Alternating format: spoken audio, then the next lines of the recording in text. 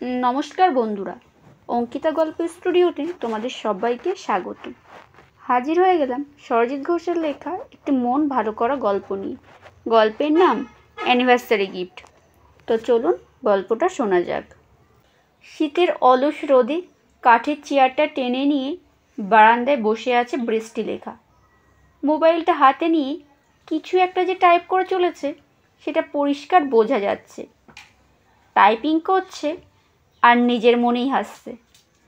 দূর থেকে এই ব্যাপারটা অনেকক্ষণ ধরে লক্ষ্য করছিল তানিয়া সামনে আসতেই বৃষ্টিলেখা হুট করে হোয়াটসঅ্যাপটা অফ করে দিয়ে প্রসঙ্গ ঘোরানোর জন্য নিজে থেকে বলতে শুরু করলো, এই পৌষের মেঘলা রোদ যেন গায়েই লাগে না। আজ একটু ঠান্ডাটা কম, তাই না বৌমা? তানিয়া ব্যাপারটা বুঝতে পেরেও হেসে বলল, রোদ আর কোথায় মা, মেঘলা আকাশ। শীতের দিনে জোরালো রোদ না হলে ভালো লাগে? ঠিকই তো, তা তুমি একটু ঘুমিয়ে নাও, অফিস থাকলে তো দুপুরে রেস্ট হয় না একটুও। তানিয়া বুঝতে পারছে তার উপস্থিতি বৃষ্টিলেখাকে অস্বস্তিতে ফেলছে। তানিয়া হাসতে হাসতে বলল, তা যা বলেছে, দুপুরটা তো অফিসেই কেটে যায়, রেস্ট সত্যিই হয় না। কথা না বাড়িয়ে তানিয়া নিজের ঘরে চলে আসে। শীতের দুপুরে ঘুমানোটা বড় বিচ্ছিরি। বালিশের ওপর মাথাটা রেখে তানিয়া ভাবে বৃষ্টিলেখা কিছু একটা লুকিয়ে যাচ্ছে। বেশ কদিন ধরে বৃষ্টিলেখার অন্যমনস্কতা লক্ষ্য করছিল তানিয়া। প্রায় 2 বছর বিয়ে হয়ে এসেছে এই বাড়িতে। এই রকম আচরণ আগে কখনো চোখে পড়েনি। হঠাৎ করে বৃষ্টিলেখার এই পরিবর্তন, কিন্তু কেন? সামনে যেতে কেনই বা হোয়াটসঅ্যাপটা বন্ধ করে দিল? এই বয়সে কি তাহলে অন্য কারো? শান্ত স্বভাবে বৃষ্টিলেখা এমনিতেই মৃদুভাষী। ছেলের বয়স তখন কত হবে? বড় জোরে 11। অকালেই চলে গেল অরূপ। বৃষ্টিলেখা কখনো ভেবেছিল অরূপ তাকে একা করে দিয়ে চলে যাবে? নিয়তির বিধান। আজকাল হৃদরোগ হলে মানুষকে বাঁচানোর জন্য একটুও টাইম দেয় না। অরূপের ক্ষেত্রেও তাই হলো। হসপিটালে নিয়ে যাওয়ার পথেই শেষ হয়ে গেল সব। সেই থেকে বৃষ্টিলেখা হয়ে গেল একা। অনেক স্ট্রাগল করেছে এই জীবনে। টিউশন, সেলাই মেশিন চালিয়ে সেলাই করা। অবশ্য বাপের বাড়ির সাপোর্টটা পেয়েছিল বৃষ্টিলেখা। বৃষ্টিলেখার বড়দার ছেলে পড়াশুনোর জন্য যাবতীয় খরচ সবটাই বহন করে গেছে। সেই থেকেই জীবন চলছে। কেটে গেছে বৃষ্টিলেখা জীবনের 18টা বছর। বৃষ্টিলেখা এখন একটা এনজিওর সাথে যুক্ত। ছেলের বিয়ের পর বৌমা তানিয়ায় সে সব ব্যবস্থা করে দিয়েছিল। সপ্তাহে 5 দিন ওখানে যায়। কিছু অনাথ বাচ্চা, বয়স্ক মানুষ আছে, তাদের সাথে সময় ভালোই কেটে যায়। বিয়ের পর তানিয়াই একদিন বৃষ্টিলেখাকে বলল, এইভাবে ঘরে বসে থাকবেন না মা, তাতে আরও একা হয়ে পড়বেন। কোনো একটা কাজের সাথে যুক্ত থাকলে দেখবেন অনেকটা ভালো থাকতে পারছেন। তানিয়ার ইচ্ছেতে বৃষ্টিলেখা এনজিওর সাথে যুক্ত হয়েছে। 1 মাস কাজ করার পর বৃষ্টিলেখা নিজেই বলেছিল, তুমি ঠিকই বলেছ বৌমা, জীবনটাকে ফেলে রাখলে অকেজো হয়ে পড়তাম। এখন ভালো লাগছে বাইরে বেরোতে পেরে। এদিকে নিজের পছন্দেই তানিয়াকে বিয়ে করেছে রূপম। রূপম বৃষ্টিলেখার একমাত্র ছেলে। দুজনেই জব করে। সকালে বেরিয়ে যায় আর সন্ধ্যায় ফেরে। বেশ ভালোই কাটছিল সব। হঠাৎ করে বৃষ্টিলেখা সে আগের বৃষ্টিলেখা নেই। সেটা তানিয়া লক্ষ্য করছিল বেশ অনেক দিন ধরেই। মোবাইল নিয়ে আজকাল একটু বেশি ব্যস্ত থাকে বৃষ্টিলেখা। এই বয়সে এসে সাজগোজটাও বেড়েছে। এই জন্য এক অন্য বৃষ্টিলেখা। তানিয়ার চোখে ধরা পড়তে থাকে সব কিছু। অনেক রাত পর্যন্ত হোয়াটসঅ্যাপে অন থাকছে। নতুন কারোর সাথে সম্পর্কে জড়িয়েছে, সেটা তানিয়া কুসুমের কথা থেকেই আঁচ করে।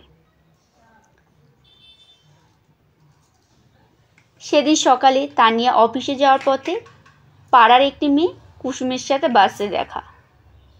কুসুমের সাথে তানিয়ার পরিচয়টা অনেক আগে থেকেই। কুসুমের মামার বাড়ি আর তানিয়ার পিসির বাড়ি পাশাপাশি, সেই সূত্রেই পরিচয়। কুসুম জিজ্ঞেস করে বসে, তানিয়াদি, ওই যে লোকটা মানে কাকিমা মানে তোমার শাশুড়ি মাকে প্রায় দিনই বাইকে চাপিয়ে বাড়ির সামনে দিয়ে যান, উনি কি তোমাদের আত্মীয়? তানিয়া সেই মুহূর্তে হ্যাঁ বলে অন্য কথায় চলে আসে প্রসঙ্গ পাল্টানোর জন্য। কুসুমের মুখ থেকে ওই রকম একটা কথা শোনার পর ধারণাটা আরও ক্লিয়ার হয়ে যায়। তানিয়া বুঝতে পারে বৃষ্টিলেখা একটা সম্পর্কে জড়িয়েছে। তানিয়া ভাবে রূপমকে কি ব্যাপারটা বলা ঠিক হবে? তারপর ভাবে না, আগে সত্যিটা জানতে হবে। এত তাড়াতাড়ি কিছু জানাবে না বলেই ঠিক করে নেয়। এদিকে প্রতিবেশীদের মধ্যে দু একজন বেশ কানাকানি করছে, সে কথাও কানে আসছে তানিয়ার। তানিয়া মনস্থির করে কে সেই লোক, তার সাথে দেখা করতেই হবে। ঘটনা ঘটল রূপম তানিয়ার বিবাহবার্ষিকীর আগের দিন। কিছু কেনাকাটা আছে আর সেটা করতে বেরোতে হবে রাতে।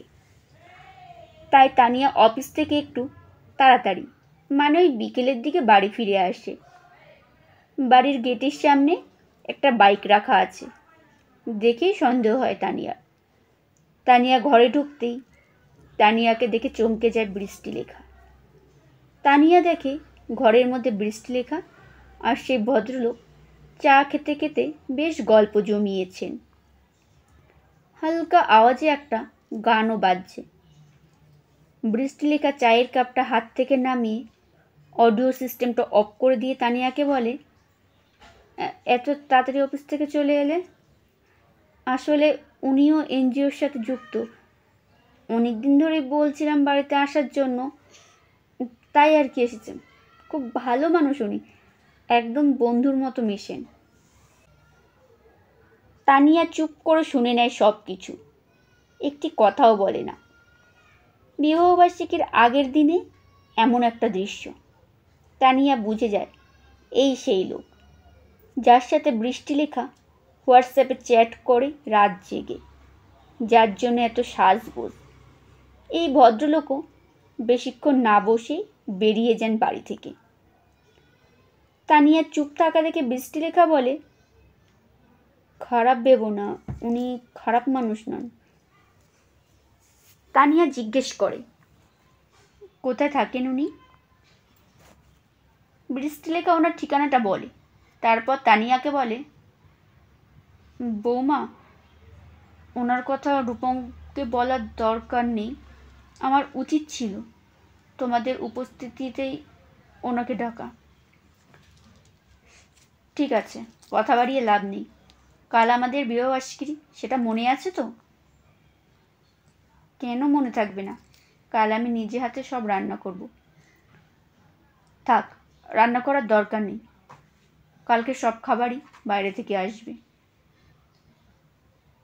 কথাগুলো বলেই তানিয়া নিজের ঘরে চলে যায়। এদিকে রূপম ফিরতেই তানিয়া রূপমকে নিয়ে বেরিয়ে যায় কেনাকাটার জন্য। পরের দিনের ঘটনা। আজ রূপম তানিয়ার দ্বিতীয় বিবাহবার্ষিকীর অনুষ্ঠান। গত দিনের ঘটনার জন্য বৃষ্টিলেখা নিজেও লজ্জিত।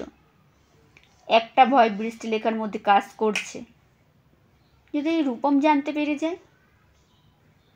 তানিয়ার কাছ থেকে নিজেকে যেন বাঁচিয়ে চলছে বৃষ্টিলেখা। এদিকে সন্ধে হতেই তানিয়া বৃষ্টিলেখার ঘরে এসে বলল, আগের দিনের কথা ভুলে যান, আজ এমন একটা ভালো দিনে হাসি খুশি থাকুন অন্তত। বাড়িতে গেস্ট আসবে, তাই এই শাড়িটা আপনি পরবেন, কারণ আমরা সেজে থাকবো আর আপনি সাজবেন না, এটা খারাপ দেখায়। ও হ্যাঁ, বেলকুড়িগুলিও চুলে লাগাবেন।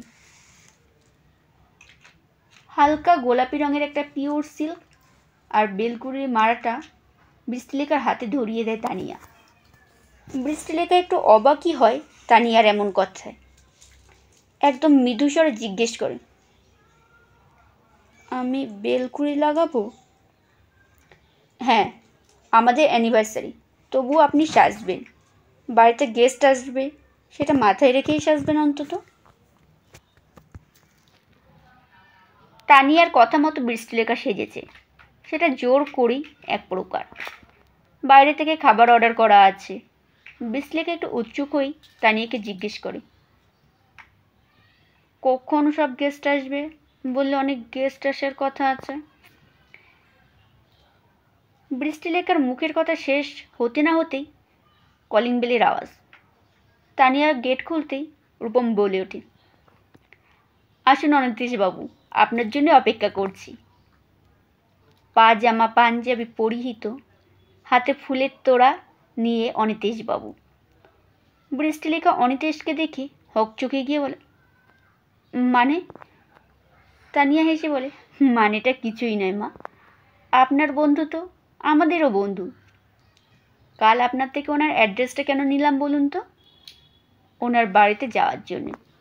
আমি আর আপনার ছেলে গিয়েছিলাম ওনার বাড়িতে আমাদের বিবাহবার্ষিকীতে ওনাকে নিমন্ত্রণ করতে। লজ্জার কিছু নেই মা, জীবনের এই বয়সে এসে একজন প্রকৃত বন্ধুর বড় প্রয়োজন হয়ে পড়ে। আমরা আপনাকে টাইম দিতে পারি না, সেটার জন্য খারাপ লাগে, কিন্তু আপনার ভালো থাকার জন্য আপনি যদি বন্ধু হিসেবে কাউকে পেয়ে যান, এর থেকে ভালো আর কিছু নেই। কে কী বললো তাতে কিচ্ছু যায় আসে না। ছেলের মুখের দিকে বৃষ্টিলেখা তাকাতেই রূপমও বলে, তানিয়া ঠিকই বলেছে মা, তুমি ঠিক পথে হেঁটেছ। এই বয়সে এসে মানুষ সব থেকে বড় একা হয়, শুধু কথা বলার একটা লোক থাকে না বলে। আর উনিও তো একা। থাকো তোমাদের মতো করে, বাঁচো নিজেদের মতো। তুমি ভালো থাকলে আমাদেরও ভালো থাকা। অনিতেশবাবু তখন বৃষ্টিলেখার পাশে এসে দাঁড়ায়। তানিয়াকে বলে ওঠে, আজকের এই কেকটা আপনাদের জন্য মা, আপনারা দুজনেই একসাথে কেকটা কাটবেন। আজকের এমন শুভ দিনে আমাদের তরফ থেকে এই সামান্য উপহারটা আপনাদের জন্য থাকুক। এইভাবেই একে অপরের পাশে থেকে ভালো থাকুন আপনারা। নমস্কার, শেষ হলো গল্প পাঠ। কেমন হয়েছে কমেন্টে জানাতে ভুলবেন না। আর আমার গল্প পাঠ ভালো লাগলে চ্যানেলটিকে সাবস্ক্রাইব করে আমার পরিবারের সদস্য হওয়ার অনুরোধ রইল। আর গল্প শুনে একটি লাইক করবেন, আর কমেন্টে আপনাদের মতামত জানাবেন, আর শেয়ার করবেন কাছের আত্মীয় স্বজন বন্ধু বান্ধবদের কাছে, যাতে তারাও এত সুন্দর সুন্দর গল্প শুনতে পারে।